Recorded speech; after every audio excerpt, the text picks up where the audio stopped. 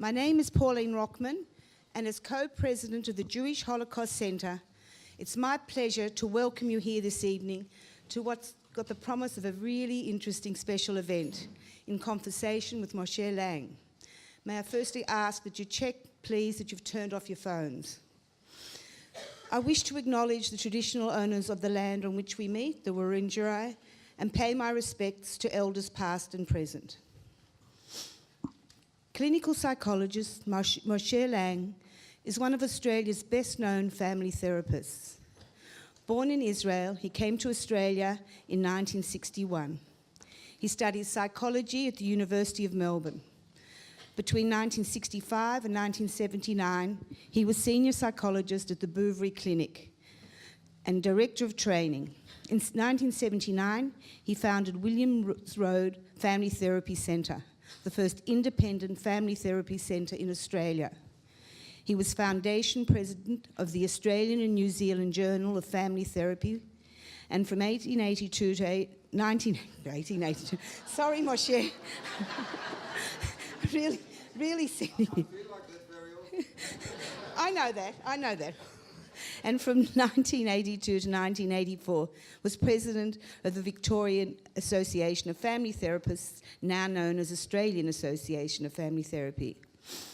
He has practiced and taught clinical psychology and family therapy in Melbourne since 1965. He has been a regular commentator on issues associated with clinical psychology and family therapy, and he is well known for his workshops and unique teaching style, marked by clarity, humour, and empathy. He's published extensively in the professional literature on themes ranging from work with children and adolescents, depression, eating disorders, suicide, school refusal, and work with Holocaust survivors and their families, couples therapy, and teaching, as well as teaching family therapy. He's brought out 2 highly praised DVDs, Behind Closed Doors, providing viewers, professional and general public alike, with the opportunity to see him at work.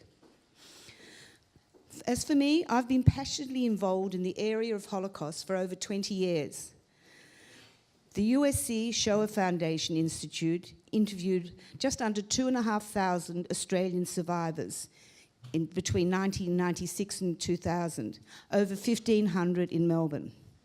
During that period, in my role as the regional coordinator for the foundation, I approached Moshe Lang to be part of a counselling service for the Holocaust survivors we were interviewing. He readily agreed. Fast forward to 2017, Moshe approached me to interview him for the Jewish Holocaust Center.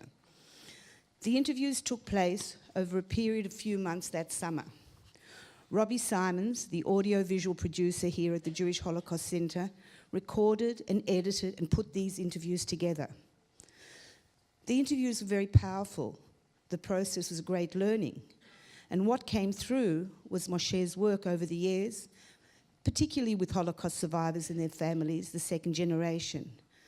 But it was also Moshe Lang growing up in Israel during and after the Shoah. In all my years of involvement in the area of Holocaust, I've never ceased to be amazed at the diversity of the experience that's contained within. There's always another angle. So you will also hear from Moshe his way, I believe, of trying to make some sense of the Shoah through his experience growing up in Israel. And we are gathered here this evening as part of the outcome of these interviews. Moshe will be speaking with Dr. George Harush. Dr. Halasz is no stranger here to the centre, consultant, and also he's a consultant, child and adolescent psychiatrist in private practice. He's currently an adjunct senior lecturer at the School of Psychology and Psychiatry in the Faculty of Medicine, Nursing and Health Science at Monash University. He served for some 13 years as a member of the editorial board of the Australian and New Zealand Journal of Psychiatry, and has been a member of the editorial committee of the Australian Psychiatry Journal since 2005. He's published extensively in several areas, among which is Holocaust trauma and intergenerational trauma transition. He is a second-generation Holocaust survivor, and his lovely mother, Alice, is sitting here in the front row. Over the last 20 years, Dr. Harush has lectured on trauma-related events in the UK, Israel, Poland, Hong Kong, the United States, New Zealand, and Australia.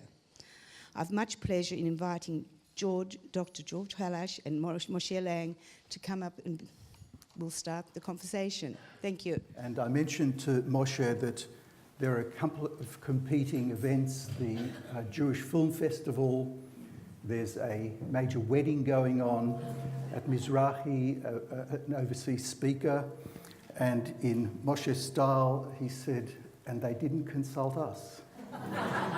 So it's called chutzpah. Chutzpah. So it's a real delight, and I received an email from Moshe in August asking if I would be keen or willing to engage in a conversation with him. And what do you say when Moshe invites you for a conversation? You take the opportunity, and we've now met maybe 2 or 3 times at a beautiful cafe on the corner of Balaclava Road and Hawthorne Road, sipping lemongrass ginger tea. And we've had conversations, and I thought, in preparation for tonight, how am I going to introduce a conversation with Moshe? And he said, and gave me permission to quote, a student and colleague, Brian Staghole, who apparently once introduced Moshe saying, Moshe can't wait to hear what he has to say.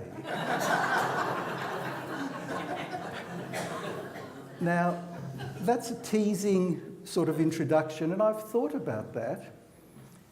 And you know, there's a profound truth in there. And when I sat with Moshe over the lemongrass ginger teas, it's not that he can't wait and you can't wait to hear what you have to say. It's you're tracking your own sayings while you're in conversation with me.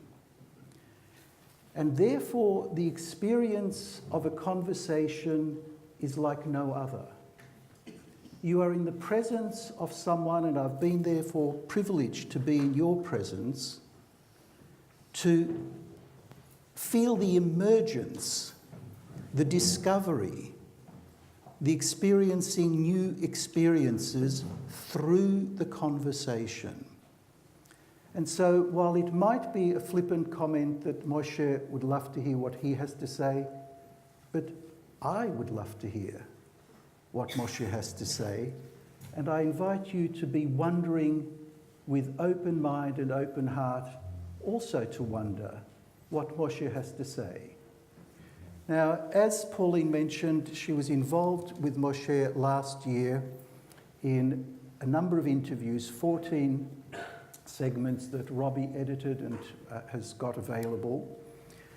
And tonight is also a unique exploratory experience in that it's the launch of those videos, which as you came in, you signed forms for being updated as they'll be rolled out over the coming weeks and months.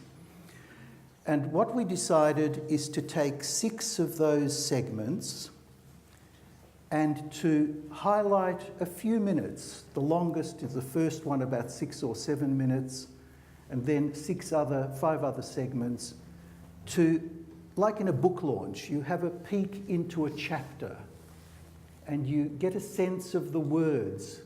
Of course, here with video, we get a sense of Moshe actually thinking, relating, conversing, and awaiting to hear what he has to say.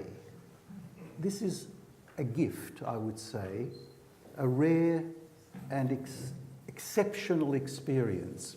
So while you will be hearing Moshe's interview, we will stop after each one, and I will invite Moshe on tonight's state of mind, what he feels is the point of that particular video.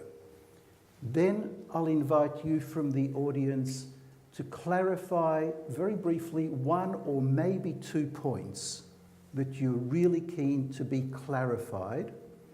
We'll do this 6 cycles. So video, Moshe, 2 points from you. Next video, Moshe, 2 points from you. And at the end, we will have question and answer to engage with Moshe. if at the end of all that there are more questions, we will have cards that you can fill out, and those we will look at possibly answering after tonight on video, and we're exploring a follow-up possibility as well. So with that, I'd like to perhaps open up with a question, Moshe.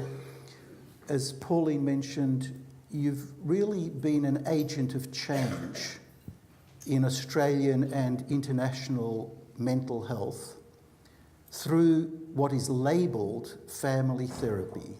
And in the 1960s, that barely existed. It was just starting to flourish, perhaps hard for the younger generation to appreciate there was a time before family therapy existed.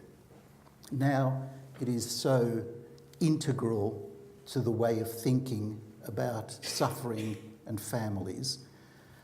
And as an agent of change, you not only changed the landscape, you actually changed the frame of health thinking. So it wasn't a reframe, you changed the very frame. What I'd like to perhaps open up before the videos is, over that span of 50 years, what do you feel, looking over the 50 years, has been the highlight that's more or less remained the same and or which has radically changed and you've been integral in that change? I don't know how to answer it.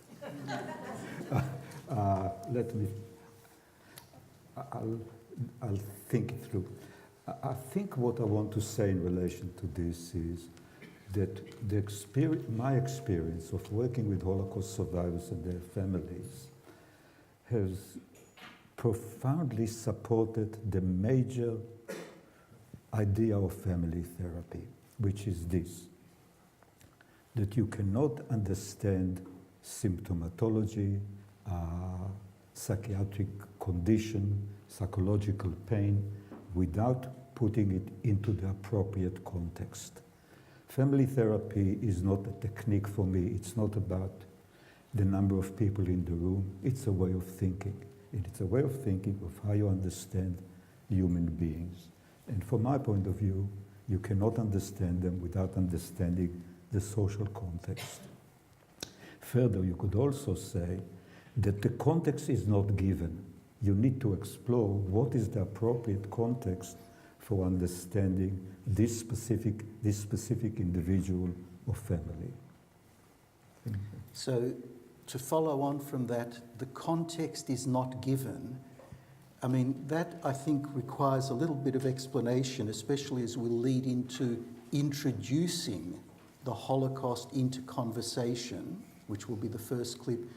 Is that an example where in the beginning of your career, the context was not given, that is, the experiences of the Holocaust, and your radical, at that stage, radical idea was to introduce it in conversation to make a context? Is that? Yeah, but you know, we are always terribly clever after the event.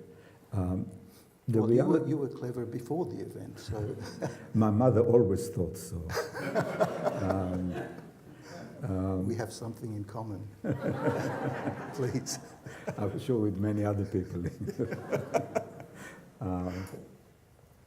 What was the question? That the context that you introduced at that stage was not a given. In fact, it's a taboo. Yeah, I didn't introduce it. No.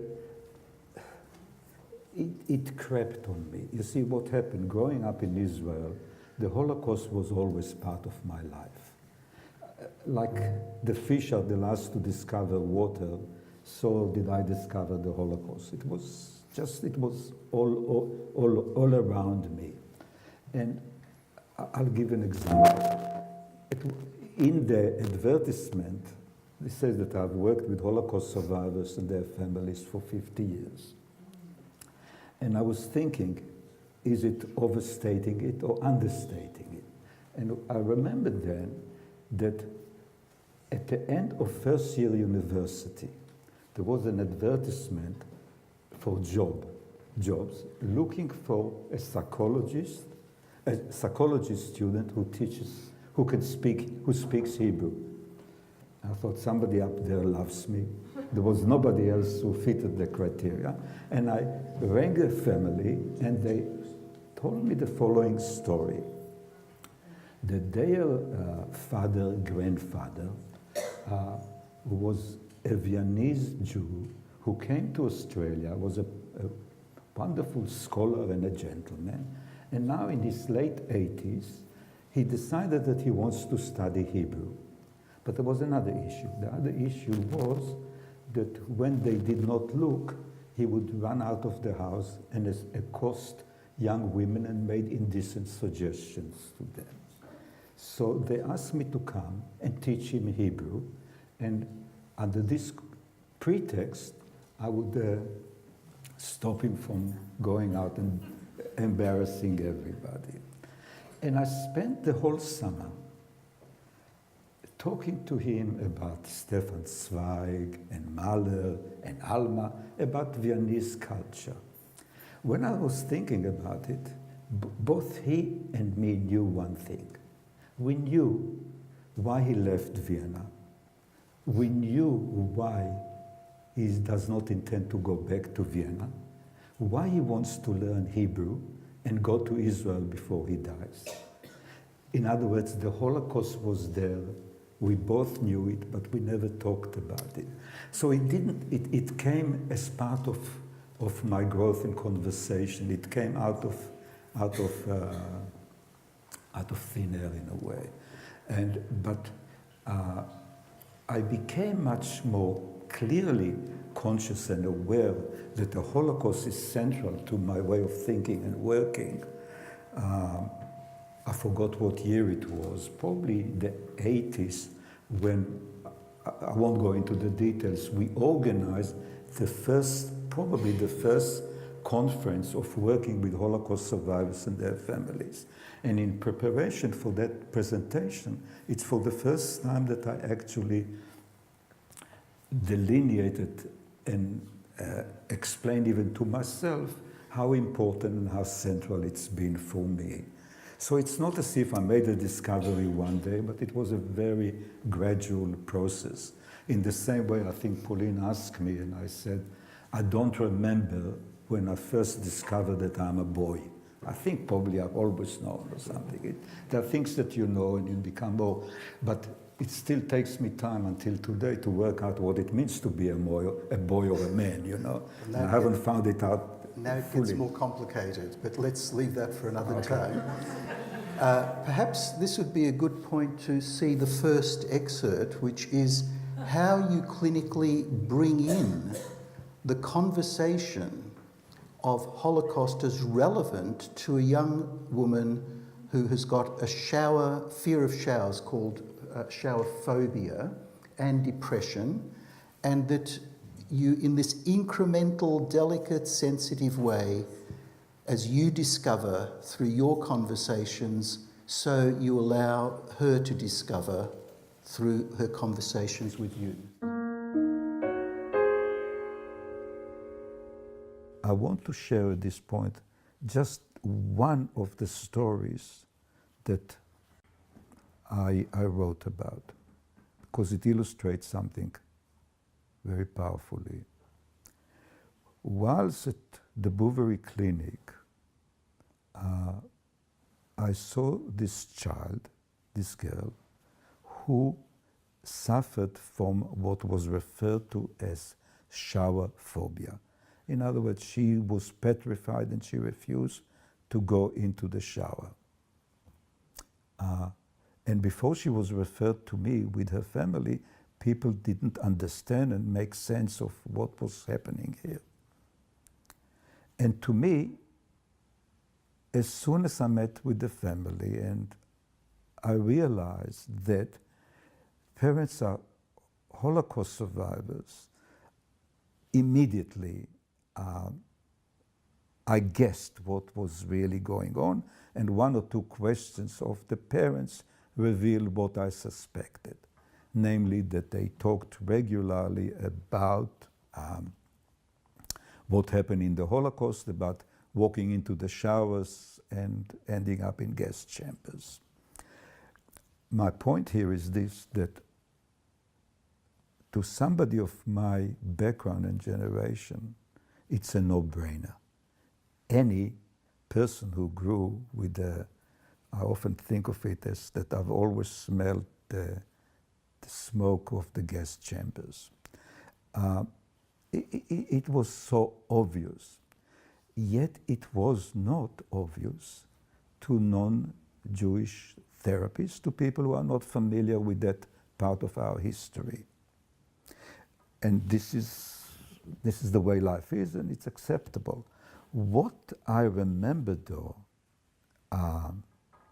making me very angry was looking at the files of families who have been through the Holocaust.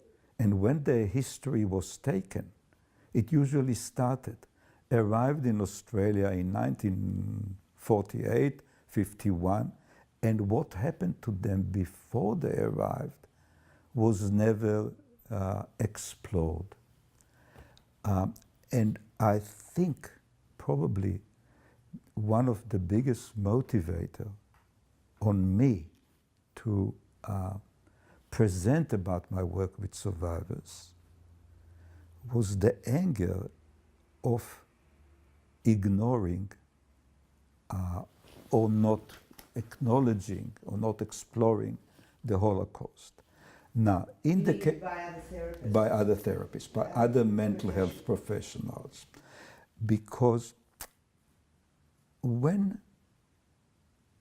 in the case of the shower phobia, maybe it's the connection is a bit obscure, but when a man comes to see you and he suffers from depression, and not to explore the fact that he has witnessed the murder of his children in the Holocaust, or the murder of or his parents or other members of the family, it defies, for me there was something about it that was outrageous. So how did you deal with that? Well, it was a gradual dawning on me that was happening. And as I prepared for my presentation at the first conference, it hit me more and more how common it is, how prevalent it is. So, and when I presented, how I dealt with it is going public on it. I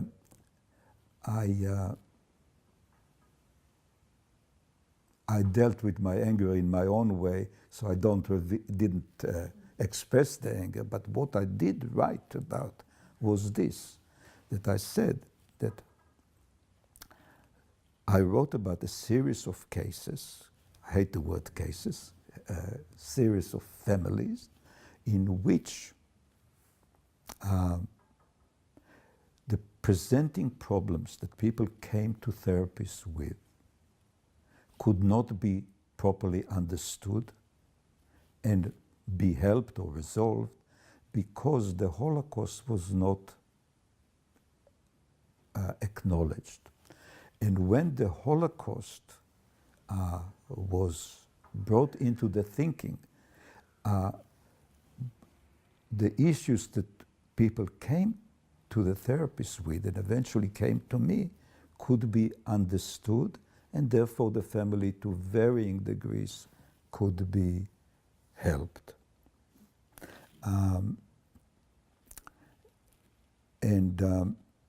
So that was my first presentation. It was really about families I worked with where prior to them coming to see me, they sought help elsewhere and they were not helped because, from my point of view, the Holocaust was not brought into the conversation and into the thinking.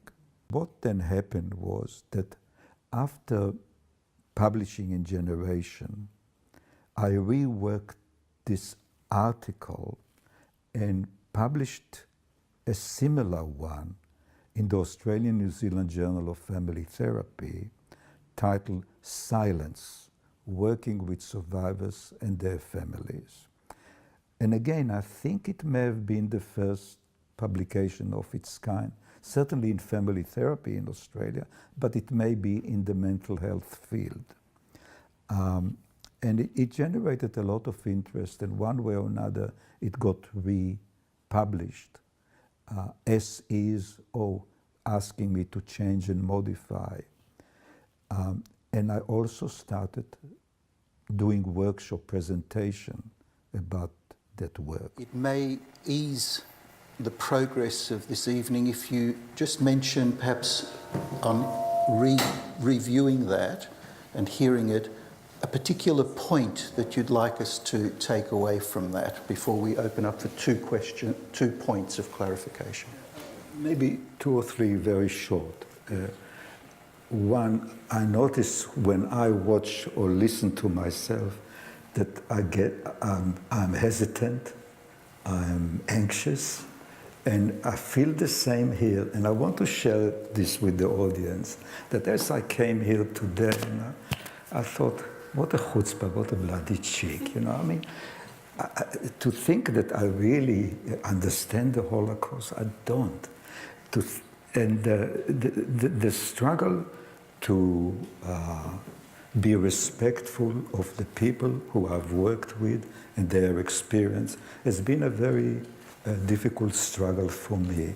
And I think it's very important because a lot of what has been written and said about the Holocaust, from my point of view, has been very trivial.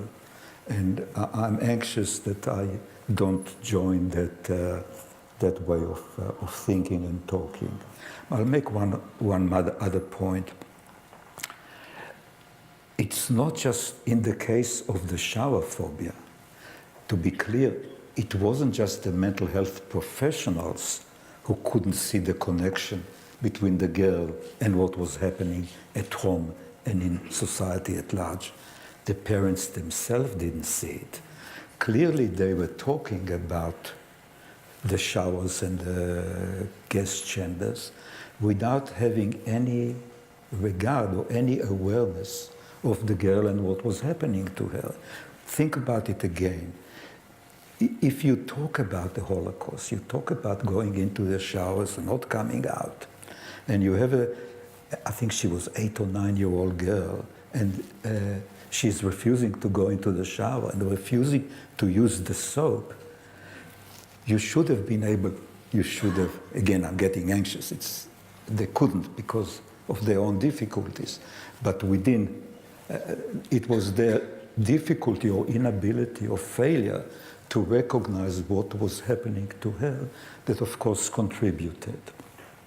And therefore, you could also say that once that connection was made and the conversation can be appropriate, in a sense, that was already we were on the road. Recovery, I don't believe in recovery, but to some alleviation, to some understanding, and some improvement in what was happening. So just 2 points, or if there are 2 points to clarify that Moshe might be able to respond to. If not, that's all right. We can move on. Yes, 1 and 2. Thank you. Yeah, the idea of post-traumatic stress disorder for survivors, that they didn't really deal with it until, perhaps, my understanding, they didn't deal with it until 1961 with the Eichmann trial, so it was repressed, where it was acknowledged with soldiers. So how do you deal with the post-traumatic stress, which is when it's been submerged for so long, and how do you deal with the post-traumatic stress disorder? Just clarify that, in fact, post-traumatic stress disorder as a label was introduced in 1980, not 1961 with the Eichmann trial. So the mental health profession did not acknowledge, which underlines Moshe's claim, that the very construct till 1980, after the Vietnam War, it wasn't acknowledged. So just to clarify that. And to add to this clarification, a further clarification,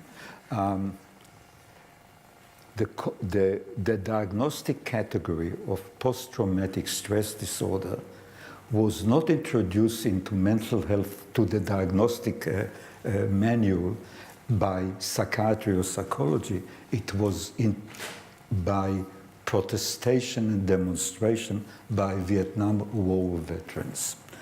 Further, and that maybe I'll deal with it now. You see, to me, in a sense, mental health professionals were given a conceptual tool for working with survivors. But if you need, that's the good news. The bad news is that if you're a psychiatrist or psychologist, that you need this diagnostic category in order to understand that if a man who is in front of you is depressed because probably he lost the whole of his family, and you need the diagnostic categories for it, you get my point. One last question. Just a point, yes.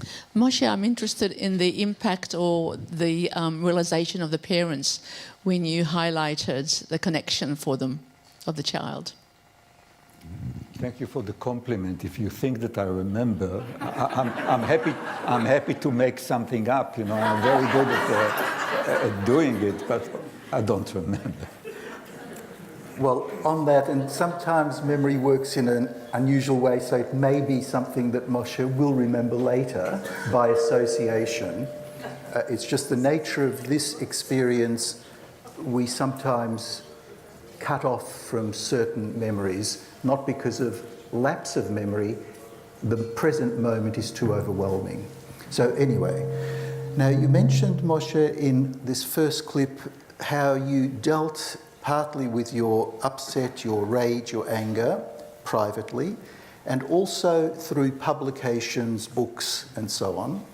And you mentioned a very interesting, to me, in publishing phenomena, that the title of your book in English had to be changed for the title of your book in Israel. And we have now the second clip on resilience or the long shadow. Because you touched about the anger, may I say something about that? Because I didn't answer at the time Pauline's question fully, and I wanted to say it. The question was, how did you deal with your anger? And I think, number one, I followed Whitlam's advice and maintained my rage. And I'm still, to some degree, still maintaining it. But having said so, what did I do with that rage? I did a number of things. Number one, I was trying to understand my own reluctance at times to acknowledge the Holocaust and that of my colleagues and society at large. Then I did what Susan Sontag, I think, recommended to all of us. She said once, writing is the best form of revenge. So I tried to write. Well, let's turn perhaps to the second clip, between resilience and the long shadow, Australia and Israel. Publishers, part of the contract is they control what appears on the cover, front and back. So, and I realized that I've lost here. And so we started renegotiating, and we then agreed that the title should be Resilience.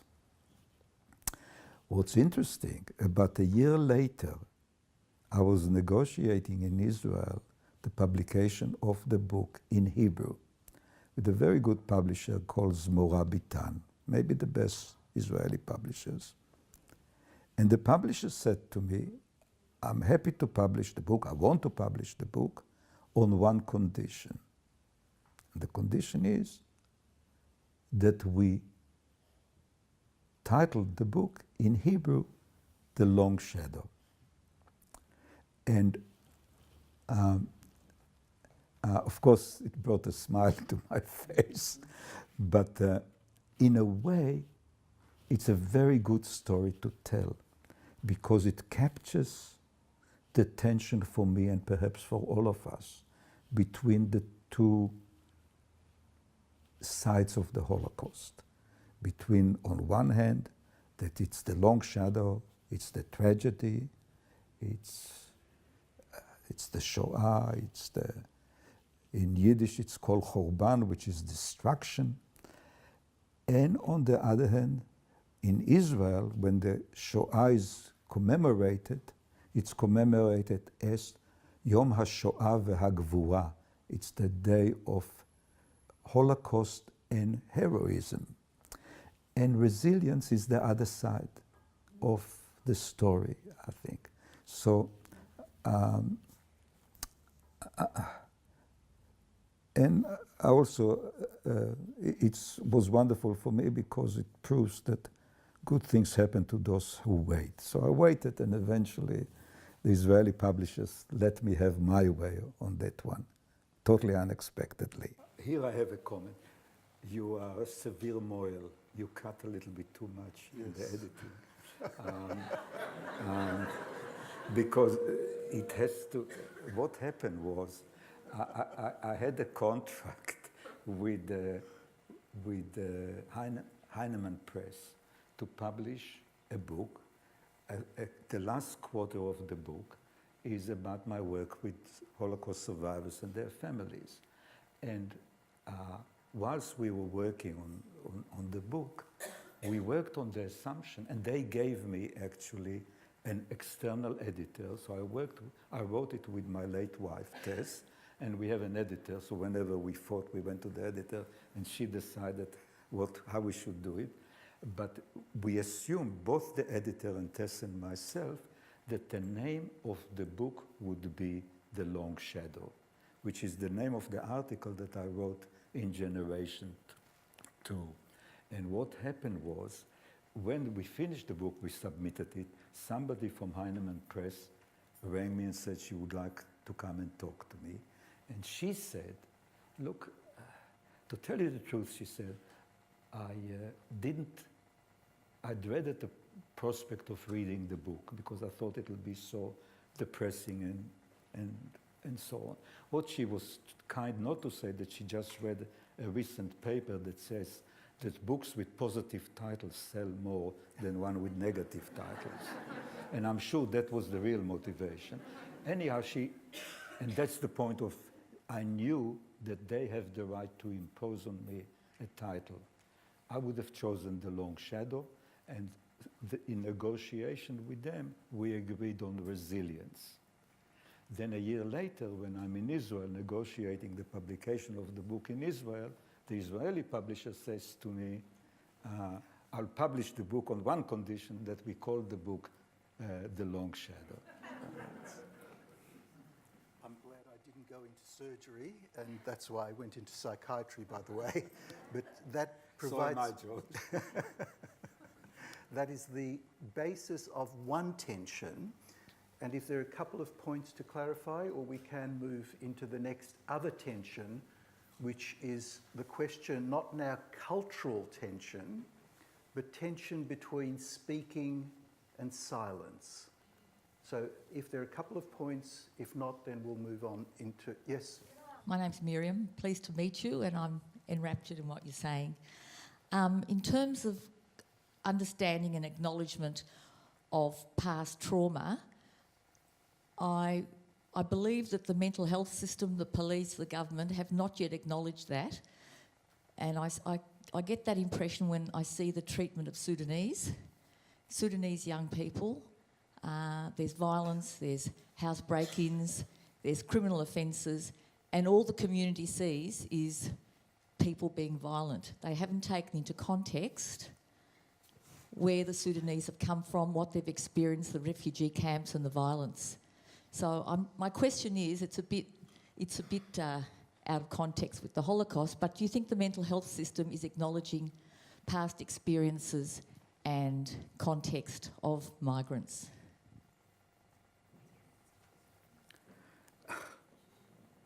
Shall I answer? Well, I'm just wondering if, because that has a number of issues that we'll raise in the following 4 clips as well. So there may be a response coming, and if at the end we can return to that question. So if we can have it on hold, all right? So can we move just one more? Just a clarification, if keep it brief, please. No, I just wanted to respond to the tension that, Moshe, you said between the title resilience and the long shadow.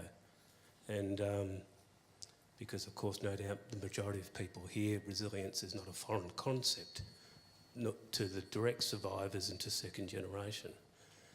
And the difficulty I have with the word resilience is that, particularly as a second generation person, it's not about resilience. It's about, as of course you've worked all your life, it's about finding one's identity under the long shadow. So I celebrate the fact that your title ultimately surfaced, because the word resilience, to me, is not what this is about. It's about finding one's identity and being resilient with that. Shall I answer, if you wish?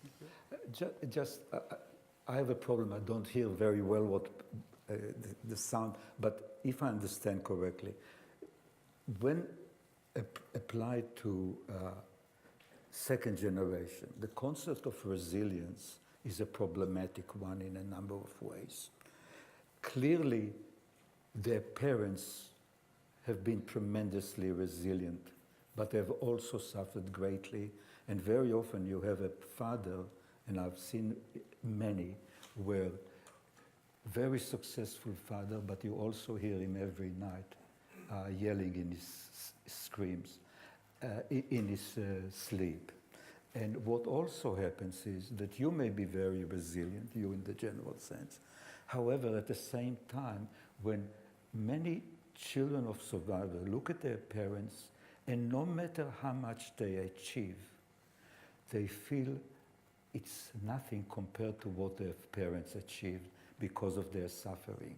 And to some, the concept of resilience gets them down rather than helps them, as it were. And this is the problem of our language, that, look, at a different level to the Nazis, we were all the same, we were just numbers. But in reality, we react differently, and very often, and more importantly, in an ambivalent way. So, for example, the resilience of the parents, the survivors themselves, was both a problem and an inspiration to their children. That's, if I have to generalize, that would be my generalization, I think. Now, we move from the way that we use language, as you've highlighted the profound issues for one word even. Now let's move to the next level, which is where there's no words, and what Moshe has to say about silence, like talking, is interactive. I want to start by being very personal. I have felt privileged to work with the survivors and their families. I hope that I don't sound corny. I feel it very deeply. At the end of the day, when people trust you enough, and you know, part of being through the Holocaust, you trust, your capacity to trust gets severely damaged, if not destroyed. And when somebody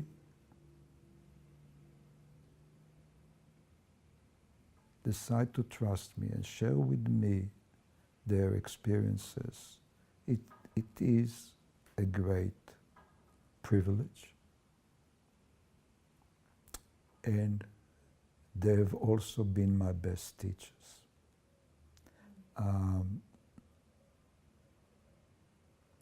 And what they've taught me is a number of important things. One, understanding and appreciating the nature of human resilience. That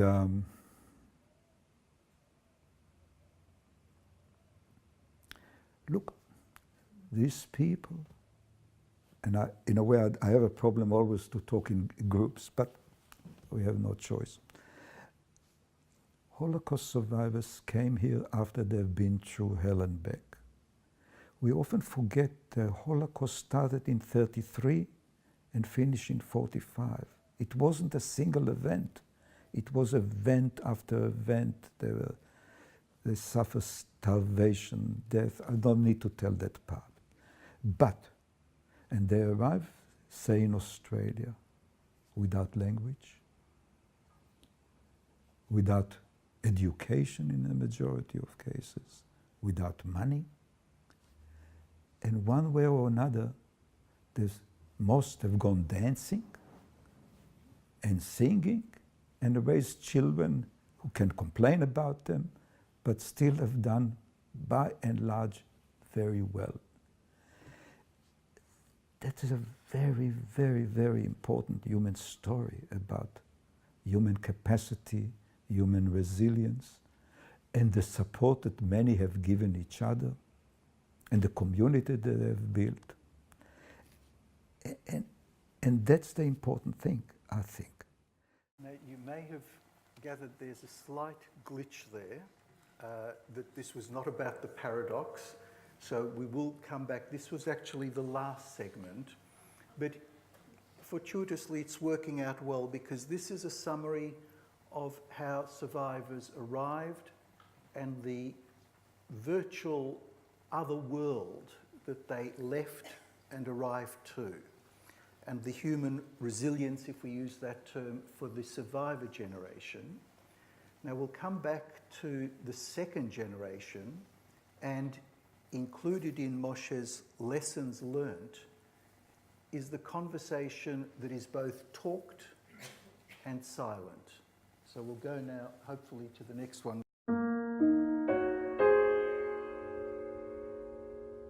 And I think I've worked much more with the children of survivors than with survivors. And the children, often involve their parents and ask them or demanded of them or pressurized them to come and see me. But what is the experience of a second generation person of, what's the experience of their family life and of the Holocaust? One, that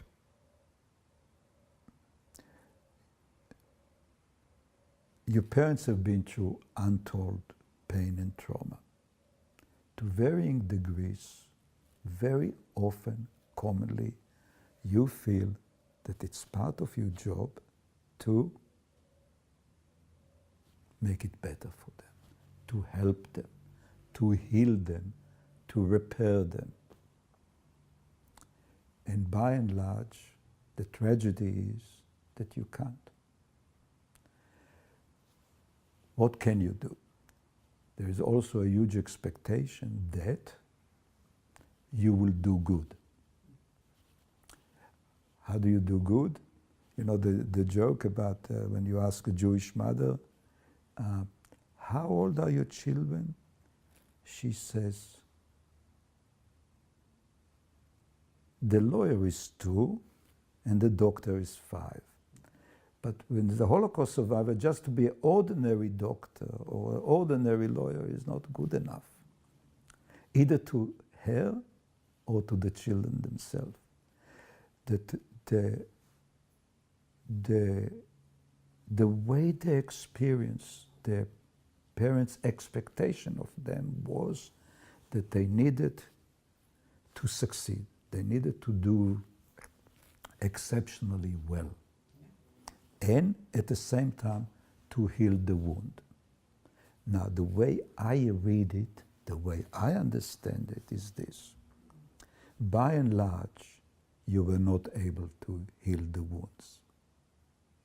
Your own or your parents. So what do you do then? You compensate for that by succeeding more.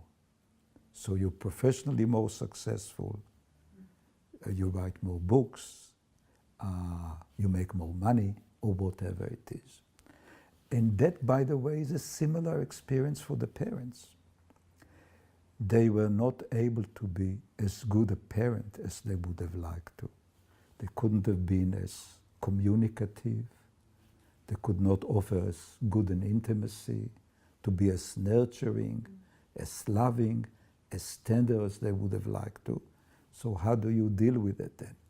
You make up for it by giving more in practical ways, material ways, as it were. And that applies to both parents and children to varying degrees. So we've moved on to the relationship between the survivor and the second generation. And Moshe, any points to bring out from those two before we move to the last one? I'm still on the one before, so shall I comment on it now or later? Later, perhaps, Later, when we okay. all see it. So I'll Leave it. leave it. 2 points. Yes, one. You're talking now about second generation. I'm what we call the child survivor. And in one way, we realized that we were second generation, but in another way, we were really completely unacknowledged until Paul Vallant brought this group together in Melbourne. I'm sure you know all about that. So I'm wondering, does this... I don't know all about it. I know a little bit about it. So I'm wondering, do you have any particular, comments Yes. in your... Yes, definitely. Look, what I know is this, that a lot of child survivors is both. They are second generation, because the majority had their parents going through the Holocaust, and they experienced all the difficulties that were typical of the second generation, as well as their own lot, whatever. But having said so, look, at the same time, we are talking in groups. There are survivors, child survivors, and second generation, and I regard myself as a third generation. But at the end of the day, each one of us had unique experiences. And it's dangerous, from my point of view. Look, primarily I'm not a writer about the Holocaust, I've written it, but basically I'm a clinician, and I know that every day when I see somebody, their story is very, very different to anyone else. I have never heard two stories that are the same. Thanks. Hi, Moshe. Just a question about, I know that everyone's individual, but whether there are trends in between second generation and the way they parent the third generation, and issues that you might be seeing frequently in your therapy work.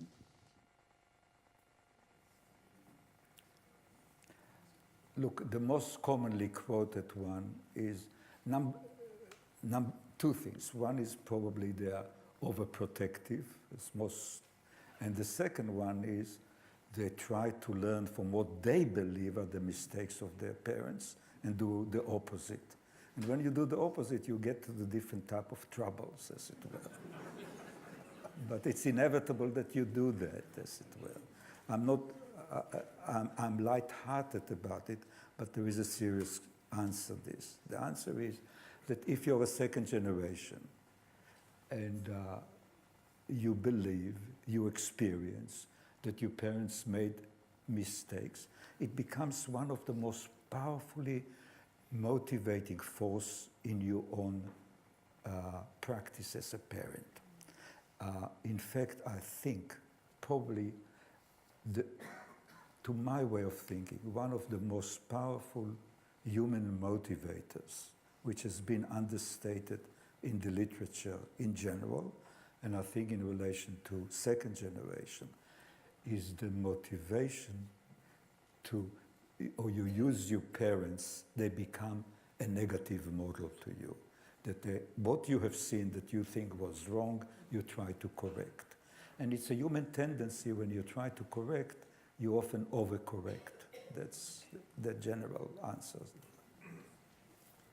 Now, perhaps it's no coincidence that we have divine providence intervening, and the last segment, which was scheduled earlier, actually, I remember one of the teachings I learned from you, Moshe, this is in the 90s, was at a workshop, you said something like, what's the difference between a paradox and a problem?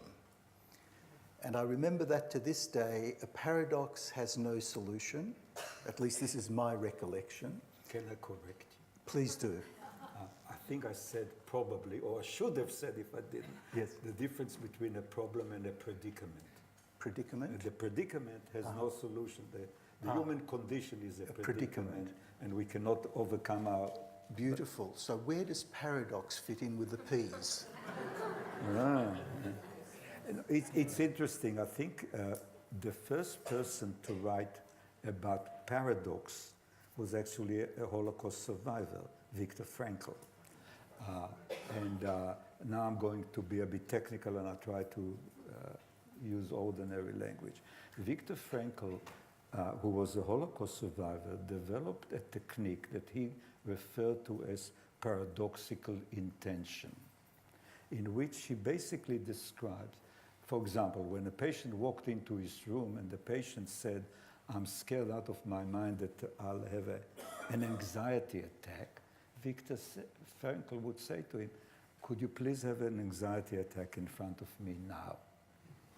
And very few have managed to do it in front of him. In family therapy, the use of the paradox and thinking paradoxically is a very common feature of family therapy thinking. To my way of thinking, the real paradox, the one that interests me the most, is the paradox that is part of life itself. And life is full of paradoxes. And one of them is, I think, the one that probably you're trying to get me to talk about. When somebody comes to see you and they have difficulties in talking to you, and you expect and demand of them to talk, and you feel that your success and failure as a therapist is the evidence of how much they talk, they won't talk to you. If, on the other hand, you do what I hope I'm able to do today, to say, don't feel you need to talk to me, but if you are able to, can we talk about what makes it difficult for you, or why you are reluctant to talk? And the paradox is, the more you accept people's reluctance to talk, the more willing they are to talk. And that's, I think, what Yes, thank you. And with that, we'll go into the conversation about silence, and this is the last segment, so we'll open up for discussion.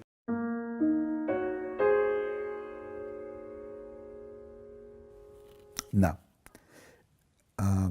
in writing about the Holocaust, one of the main things that I wrote about in the first article was titled Silence. And I want to explore the silence. And in a way, it will be connected to the things I talked at the personal level last time we spoke. Universally, it has been claimed that survivors refuse to talk, unwilling to talk about what happened to them.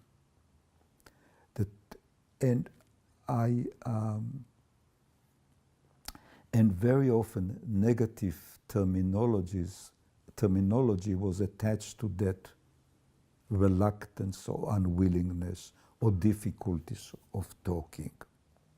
Me as a family therapist, and because of my also personal background, I was particularly keen to explore and then write about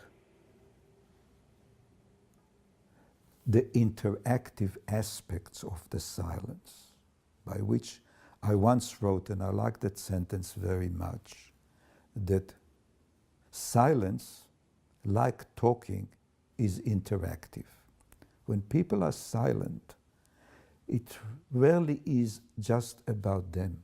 It's about the others, their therapist, their own family, society at large, and so on and so forth. When we talk like that, we say talk or no talk. The reality of life, nobody talks about everything, and nobody is silent about everything. One of the most common things that happens to me regularly, somebody would come, a second generation, and say, my parents never talked to me about the Holocaust. So me being tricky, I said, so how do you know that they've been through the Holocaust? And immediately he says, and as I draw them out, they realize that a lot has been said. But the reality is that in relation to Holocaust survivors and other people too, you talk about some things and you don't talk about others. But also the other thing which is terribly important to say is this. The more silence there is, the more powerful the communication.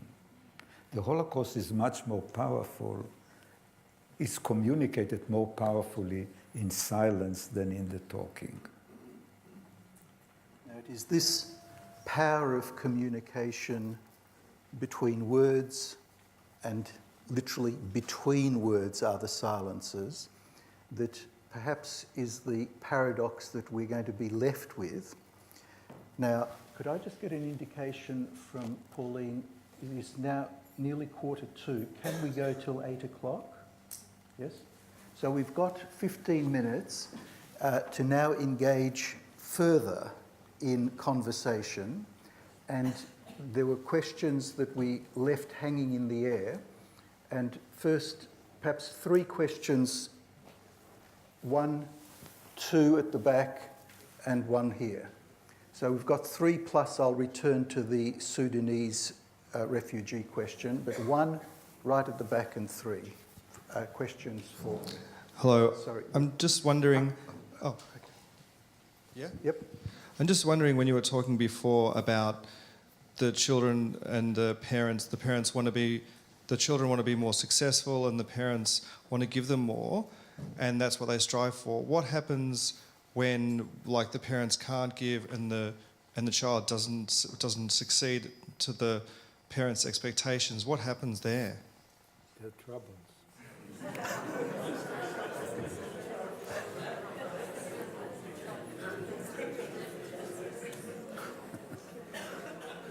I hope I'm not being frivolous, but life is full of disappointments, and parents and children often disappoint each other. All right. So, Moshe, I want to ask, you've spoken about behavioural patterns between parents of survivors and then second generation parents, how they might parent the third generation. What I'm wanting to ask about is what your perception or perspective is about epigenetics and how trauma, or perhaps unresolved trauma, is passed genetically from generation to generation, and perhaps even third generation like me are actually experiencing aspects of the trauma that survivors might have, that they have carried. Yeah. So. Okay. Yeah. Shall I answer now? Or? Yes. Yeah. Please. Look, I know that the recent evidence is that there is some transmission of trauma genetically. That's what you are referring to. But as a clinician, whether the difficulties that, say, somebody who is a third generation, or he has certain difficulties, whether it has been genetically transmitted or through the environment because your parents have been second generation or whatever, probably doesn't make that much difference. You are dealing with what's in front of you with the best tools that are available to you today. I'm sure there'll be lots of other people who disagree with what I've just said now, but that's the way I look at it. And maybe I'll say one other thing. When there is a new research model or different theory emerges, I get worried, because what happens is this, that the history of psychiatry, psychology, and psychotherapy is that we have had some wonderful theories, and I think very often mental health professionals, to varying degrees, use the models that they work with as a way of avoiding dealing with what was in front of them. That involves, just to be clear, family therapy, psychoanalysis, to give just two examples. In psychoanalysis, there's a lot of documented evidence. When the psychoanalyst was a survivor himself, and the patient was a survivor themselves, they would go through years of analysis without talking about the Holocaust. And again, think about it. The patient is depressed. He comes to the psychoanalyst and they don't talk about what happened to him and his family during the Holocaust. And what gives them the cover is the psychoanalytic model. Take another one. It's one of my family therapy heroes. People who know about family therapy know that a man that I admire greatly, Salvador Minuchin. Salvador Minuchin is one of the most important and influential family therapists. What very few people know is that he arrived in Israel during the War of Independence, then went to America, studied psychiatry, and came back, and he was the psychiatrist in charge of Youth Aliyah. Youth Aliyah dealt with the survivors who came to Israel. Often they were the orphans of the Holocaust. Minuchin, as far as I could see, never wrote a word about it. Further, what does he then do? He develops a family therapy theory. What's the theory? The theory, I'll use a fancy word, is contemporaneous, meaning the past is irrelevant. You don't look at the past. 2, you do not explore feelings and emotions, and you don't explore the inner life of the people involved. A beautiful theory for ignoring what happened to Holocaust survivors and their families. So beware of theories and beware of new research. This is not I'm not against theory, I'm not against research, but I'm also aware of how new research and theories can be utilized to ignore the people you're working with and their own pain and suffering. Thank you. If I could just take prerogative to underline the points that Moshe made within my own profession of child psychiatry and psychoanalysis. As we mentioned, the Jewish Film Festival around the corner, there is a film, I think not in the festival, but certainly at the Classic, called 3 Identical Strangers. Now, that involves one of the doyens of my specialty, Professor Peter Neubeuger, who was a refugee from Nazi Germany and took up a post in 1941 at Columbia in New York. And this film concerns design of an experiment that he was central in that involved mother, triplets and twins, multiple births, separations. Now, at the same time, this goes a step further than just beware of theories. Beware of people who split their theories, because this professor was actually the co-editor of the most influential text, that a yearly journal that I studied in my training called the Psychoanalytic Study of the Child. So on the one hand, collaborating with Anna Freud and the Yale professor, Albert Solnit, promoting the awareness of that sacred bond between babies and their mother. At the same time, this experiment that was designed under his auspices was going on, keeping the knowledge of that separation secret from adoptive parents and indeed the twins and triplets who were involved. So it's a very fraught subject, and I also think we all have human frailties, as you say, Moshe, that we try our best, and sometimes alongside the best is sometimes the inexplicable is unfolding. Yes. Back. Yes, and then one here. Thank you to both of you, Moshe and George. It's been really an amazing discussion. Just wanted to come back to the theme about the silence, how painful that can be. As powerful as it is, it's also very painful for the second generation to live in a home with just so much silence. So I just mentioned that. But at least tonight you've put some lid on a way of looking at it.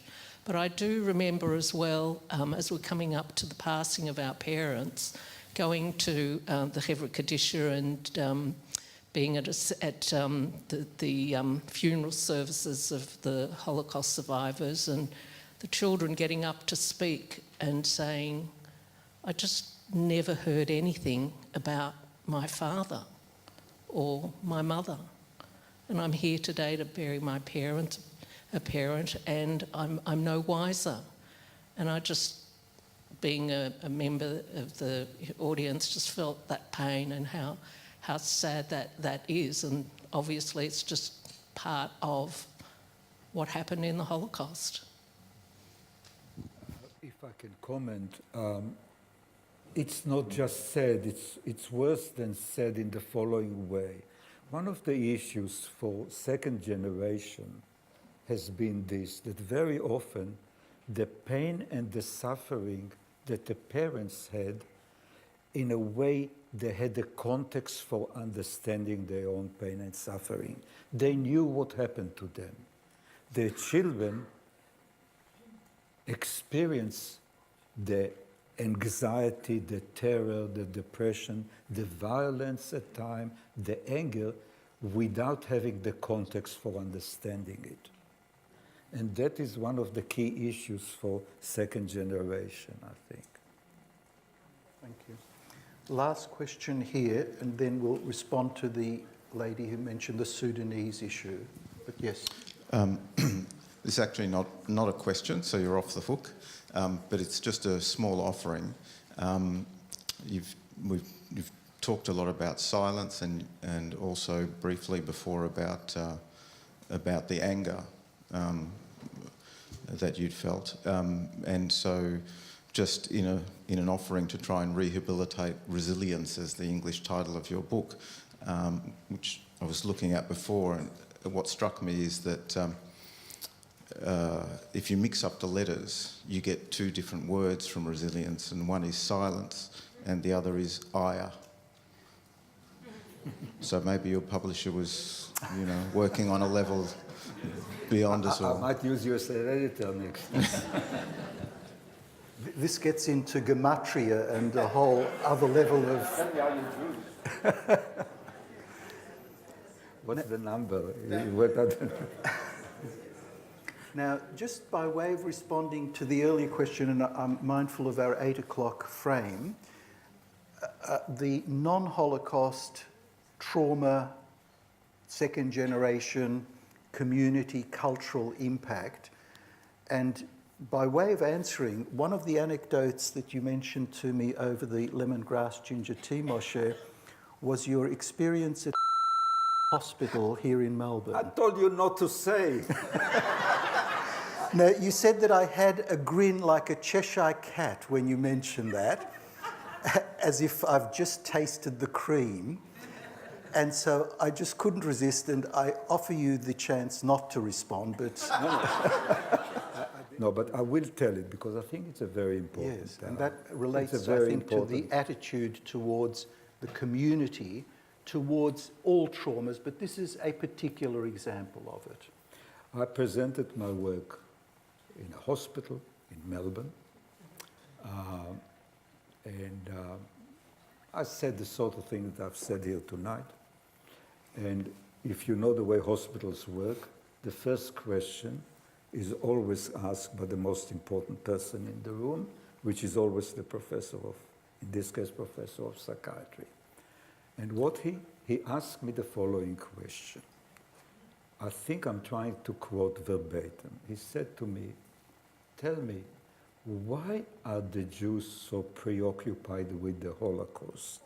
Why can't they not be like the German, who immediately after the war became positive and look forward and rebuild their country. And I was, but I recovered reasonably quickly because I was seriously shocked. And I said to him that a few days ago, a woman came to see me, and she told me that she was devastated by having been raped 20 or 30 years ago. And I told him I'm convinced that the man who raped her is not as damaged, he is much more positive and looking forward than she is. But why I think it is worthwhile mentioning it, and that's why I'm happy to go public on it, happy is not the right word, is this, that's right. Some of my friends who were in the audience then came to me and comforted me by saying, you know, the professor in question has worked with many Holocaust survivors over the years. And that was the time that I got really worried, because at the end of the day, the quality of assistance, support, and help that you can offer any person who has been through any trauma, any suffering, is not proportionate to the amount of reading you have done, the number of degrees that you have, the number of books that you have published. It is about a fundamental attitude that you convey to the person you're working with. And I think it is often misunderstood that that is the fundamental issue.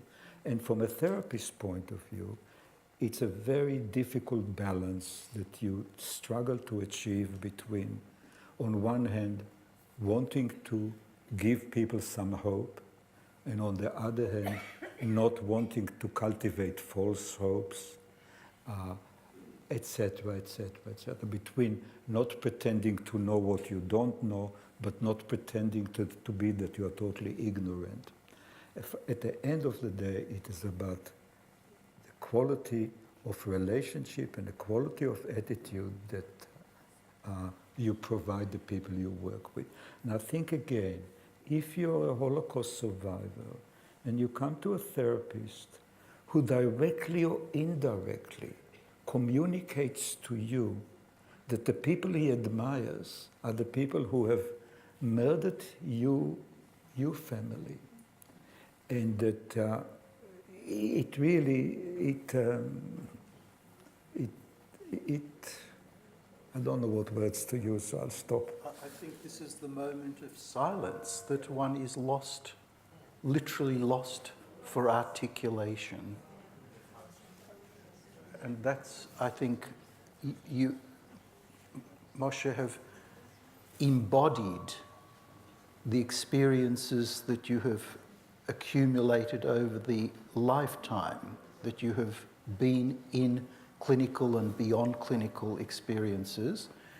And on a lighter moment, well, my introduction from Brian Staghole was that you'll be interested to hear what you have to say. That's minor compared to the interest that you've had us spellbound in hearing your words actually evolve to meet each moment and transcend cliches, the books that you've written, the articles. Your presence, I think, is your gift, and your wisdom is the icing on the cake. Can I have one more sentence? Always allowed.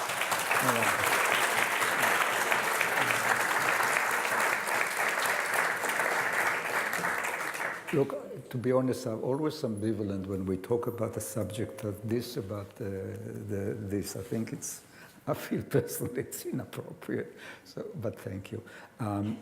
I just want to say one more thing.